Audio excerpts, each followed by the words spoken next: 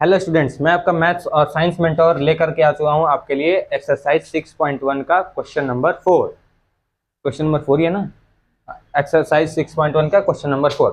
देखिए, question number 4 लेके आ गया हूँ। सबसे पहले आपको बता देता हूँ, क्वेश्चन समझा देता हूँ। क्वेश्चन में प्रूव करने वाली चीज़ें हैं, तो प्रूव करने के लिए तो डायरेक्ट प्रूव करूँगा तो ही समझ में आएगा। डायरेक्ट पहले समझाने के बाद तो प्रूव नहीं कर सकता। तो आइए अब एक मैं बता दूँ।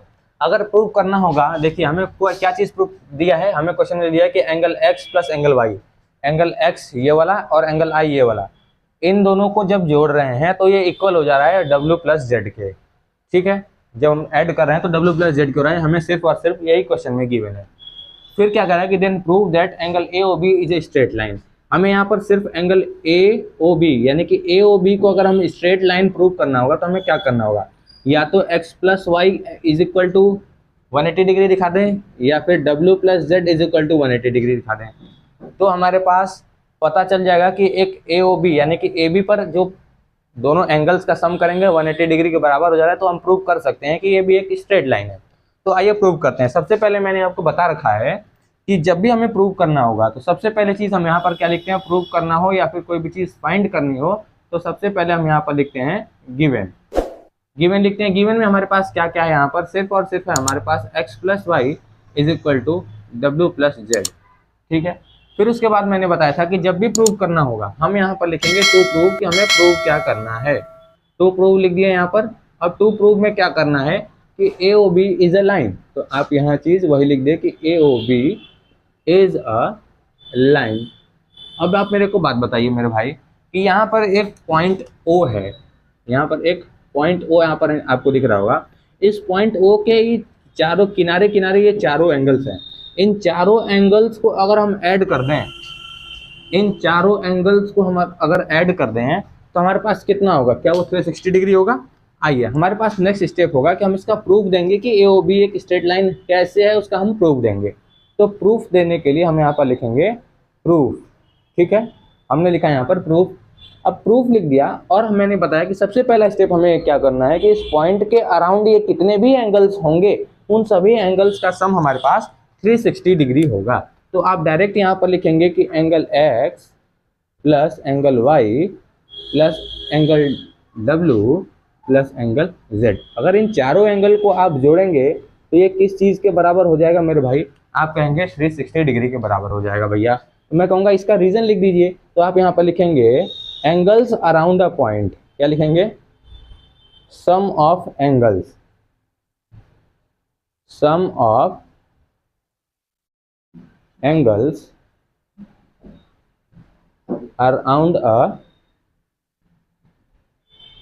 Point is 360 degree. ये हो गया हमारे पास एक ब्रैकेट में। ठीक है, जब आप इन सबको ऐड कर दिए हमारे पास हो गया 360 डिग्री। सबसे पहला स्टेटमेंट हमने यहाँ पर लिख लिया। अब आपको क्या करना होगा इसमें, अब आपको सिंपली कुछ नहीं करना है, बस आपको एक काम करना है कि आप यहाँ पर लिखेंगे, क्या लिखेंगे, angle x plus y plus x plus y. अब आप कहेंगे कि भैया ये कैसे लिख दिए, यहाँ पर तो अभी लिखा था तुमने एक्स प्लस वाई प्लस डब्ल्यू plus z is equal to 360 degree. अब यहाँ पर लिख लो कि एक्स प्लस वाई, यहाँ पर फिर लिख दिए x plus y is equal to 360 degree. ये कैसे कर दिए, तो मैं कहूँगा मेरे भाई, अरे भाई इधर देखो कि यहाँ पर क्या दिया हुआ है। यहाँ पर दिया हो गया है कि x plus y is equal to डब्ल्यू प्लस जेड, यानी कि इस w प्लस जेड के जगह पर, इस w प्लस जेड के जगह पर मैं x प्लस वाई रख सकता हूँ। जहाँ पर w प्लस जेड है वहाँ पर मैं x प्लस वाई, जहाँ पर x प्लस वाई है वहाँ पर मैं w प्लस जेड रख सकता हूँ। अब आप मेरे को बताइए, जब मैं इसको जोड़ूंगा तो ये हो जाएगा 2x plus 2y is equal to 360 degree. फिर मैं यहाँ से 2 कॉमन ले लूँगा तो यहाँ हो जाएगा x plus y is equal to 360 degree. बोलिए भैया क्लियर है।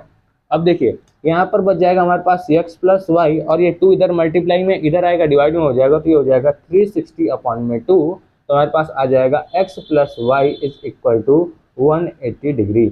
अब देखिए यहाँ पर ये प्रूव हुआ। फिर मैं कहूँगा कि hence hence A O B is straight line. कैसे होगा, A O B is line लिख दीजिए, A O B is line by inverse of, by inverse of linear pair, linear pair by, बोलिए अब देखिए, अब इधर आइए, अब इधर आइए, इधर आइए, देखिए अगर x प्लस वाई, मैंने क्या बताया था कि x प्लस वाई को या फिर w प्लस जेड को 180 डिग्री प्रूव कर दूंगा तो ये ए बी स्ट्रेट लाइन हो जाएगा, क्योंकि ये स्ट्रेट लाइन अगर ए बी है, ये ए ओ बी, अगर ये स्ट्रेट लाइन हुआ तो इन दोनों एंगल्स का सम, यानी कि इन दोनों एंगल्स का सम हमारे पास 180 डिग्री हो जाना चाहिए। तो वही तो मैंने प्रूव कर दिया भैया कि x plus y is equal to 180 degree. और ये लीनियर पेयर में ही तो होता है कि अगर कोई स्ट्रेट लाइन पर जितने एंगल्स का सम करेंगे वो लीनियर पेयर से 180 डिग्री हो जाएगा। तो अगर एक किसी एंगल्स का, किन्हीं एंगल्स का सम 180 डिग्री हो रहा है तो उसको हम लाइन भी तो बोल सकते हैं। उसी को मैंने यहाँ पर लिख दिया कि hence angle A O B is straight line by inverse of linear pair. I hope कि वीडियो समझ में आ गया होगा, तो चैनल सब्सक्राइब कीजिएगा और वीडियो को लाइक करना मत भूलिए।